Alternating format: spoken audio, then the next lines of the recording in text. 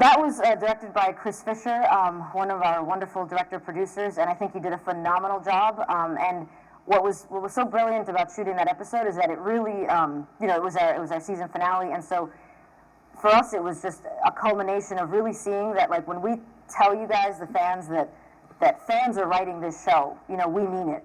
You can feel good and trust that the Star Trek is in safe, competent hands.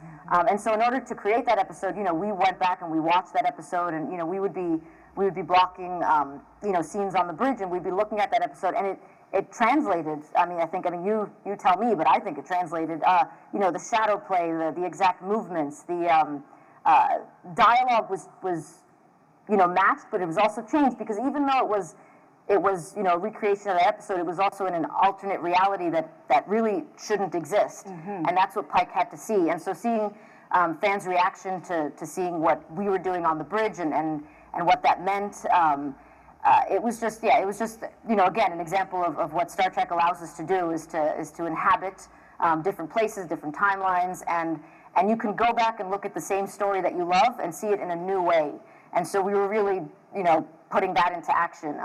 And so for me, that episode was just an absolute delight to film. And for Ortegas, you got to see a side of her that, I remember Chris Fisher was saying, he's like, we all love Ortegas. In this episode, we do not want to love Ortegas. And you see how, something in her past, the war that she went through, the fact that she had colleagues, comrades, friends killed, it influenced her in a different way. And I think you see her arc throughout that episode.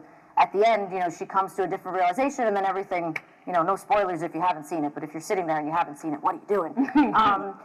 But you got to see all that interplay. You got to see the great writing, the great shooting, the great direction. So for me, it was a blast, and I'm glad that the fans took to it as well as we wanted them to.